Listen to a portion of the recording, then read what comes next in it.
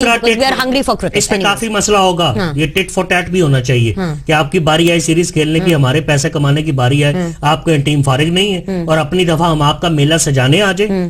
دیکھیے خوددار قوموں کو بڑے سخت فیصلے لینے پڑتے ہیں. ان کو بھی تو پیسے ملنے ہیں نا, کیا پلیئرز کو پیسے نہیں ملیں گے؟ پاکستان کرکٹ بورڈ کو پیسے نہیں ملیں گے؟ پیسے کمانا مسئلہ نہیں ہے ان ایریاز میں. ان کو سٹارٹم بھی ملے گا, وہاں کے اشتہار بھی ملیں گے, پارٹی ٹائم بھی ملے گا. ایک انڈیا کا ان کو جانے کا کریز بھی ہوتا ہے, ممبئی بھی تو جانا ہے نا سر, فلم انڈسٹری کے لوگوں سے بھی تو ملنا ہے. پاکستان کو نہ بیچے ملکوں میں پیسوں کا کوئی اہمیت نہیں ہوتی, اربن ڈالر کی اہمیت نہیں ہوتی, اسپیشلی وہ خیر سب ہماری ریلیشن شپ بڑی اسپیشل ہے انڈیا کے ساتھ. پڑھی لکھی باتیں کر رہے ہو, بالکل صحیح بات کر رہے ہیں, لیکن اصل میں یہ جو بات آپ کر رہے ہیں نا, یہ نہ پاکستان کرکٹ بورڈ کو سمجھ آتی ہے نہ پاکستانی پلیئرز کو سمجھ آتی, تو they will go. So let's move forward, let's talk about this Pathankot والا بات. بھائی بات یہ ہے کہ بڑی مشکل ہے کہ وہ کہیں کہ آپ اپنی ٹیم کو بھیج دیجئے انویسٹیگیشن کرنے, کیونکہ ہمیں ماضی میں ممبئی اٹیکس ہوئے 2008 میں, سمجھوتا ایکسپریس 2007 ہوا اور کچھ اور بھی انسیڈنٹ ہوئے. ہم نے ان سے کہا کہ ہمیں آنے دیں, انہوں نے ہمیں جوائنٹ انویسٹیگیشن کی اجازت نہیں دی. اس میں سے کئی چیزیں تو بڑی کلیئر کٹ ایسی تھی جیسے فیبریکیٹ کی ہوئی, رائٹ, مطلب بڑی ہلیریس, بڑی مزاق خیز.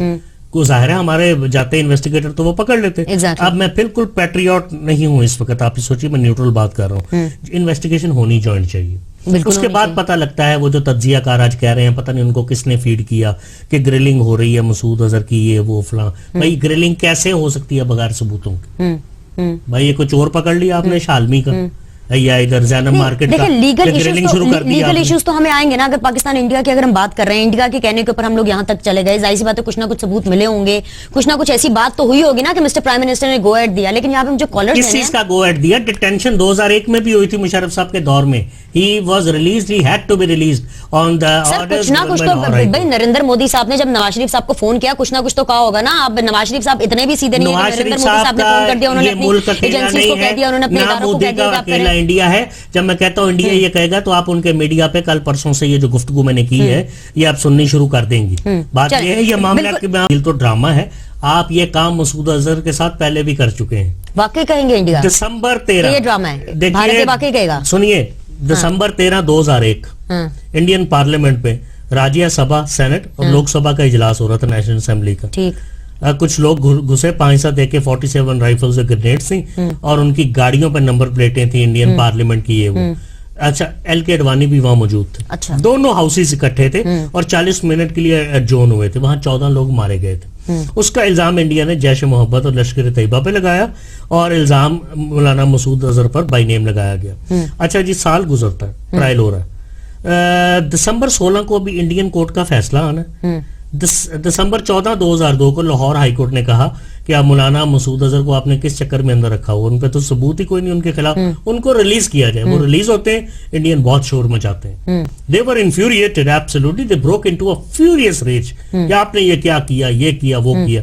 2 دن بعد ان کے کورٹ کا فیصلہ آتا ہے جس میں 4 لوگوں کو تو موقع پہ سزا ہو جاتی ہے اور جو 3 لوگوں کو over convicted in absentia, Masood Azhar was one of them. اب ایک ان کو غصہ یہ بھی تھا کہ ایک پلین ہائی جیک ہوا تھا, کٹمانڈو سے لاہور آنا تھا. Yes, 99 and 2000 perhaps. تو جنرل مشرف نے کہا you are not allowed to land in Lahore, go anywhere else. The plane was made to land in Kandahar, Afghanistan, اور مسافروں کی رہائی کے عوض مولانا مسعود اظہر کو رہا کروایا گیا اور عمر سعید کو رہا کروایا گیا. عمر سعید کون تھے؟ یہ ڈینیل پرل کے قتل میں ملوث تھے, اللیجڈلی مبینہ طور پر یا واقعی ملوث تھے. یہ عمر اور ان کو سزا بھی ہو گئی تھی. یہ عمر سعید وہ ہیں, رائٹ. تو مولانا مسعود اظہر کو رہا کرنا پڑ گیا. اب خفت بھی ہوئی, اب اوپر سے وہ کہہ رہے ہیں کہ دیکھیے ہم نے لوگوں کی رہائی کے لیے یہ فیصلہ کیا. سو تب سے دسمبر 13 2001 والا واقعہ انہیں نہیں بھولتا. اس کے بعد انہوں نے بے تحاشا دفعہ ان پہ بھی الزام لگائے, حافظ سعید پہ بھی لگائے. سو یہ تو انڈیا بھول جائے کہ ان کو ایکسٹریڈیٹ کر دیا جائے گا, سوال ہی پیدا نہیں ہوتا. سوال ہی پیدا نہیں ہوتا. Skies will fall if that happens.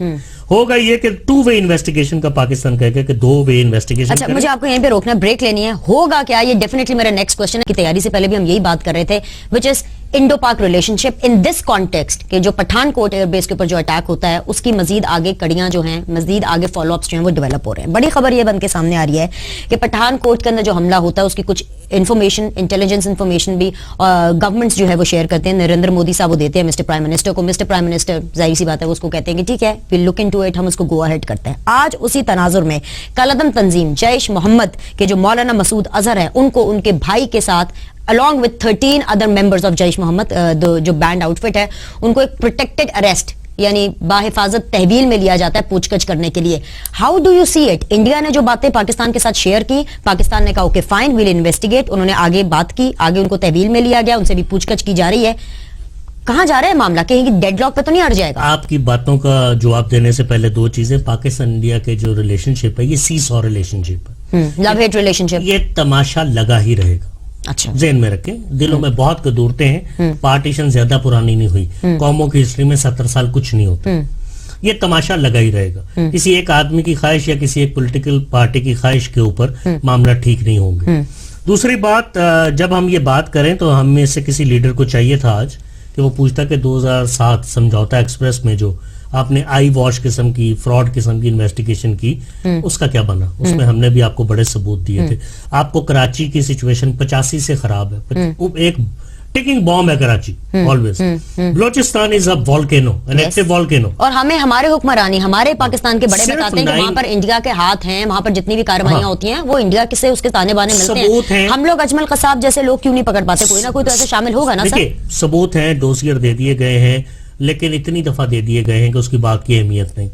آپ لاہور میں دیکھ لیں, آپ تو ٹیررزم 9/11 کے بعد کی بات کرتی ہیں نا. ٹیررزم تو یہاں اس سے بھی بہت پہلے سے ہو رہا ہے. سیشن کورٹ کے دھماکے ہو رہے ہیں, یہاں بازاروں میں دھماکے لاہور, کراچی, اسلام آباد میں ہو رہے ہیں, بہت پہلے سے ہو رہا ہے. انڈیا کا ہر جگہ ہاتھ مسلم ہے. سو ہمیں ایک تو یہ کہنا چاہیے کہ وہ پچھلوں کا ہی ساتھ دے. نمبر 2, اب آپ کے سوال کی طرف آتے ہیں, حفاظتی تحویل. اب انگریزی میری کمزور ہے.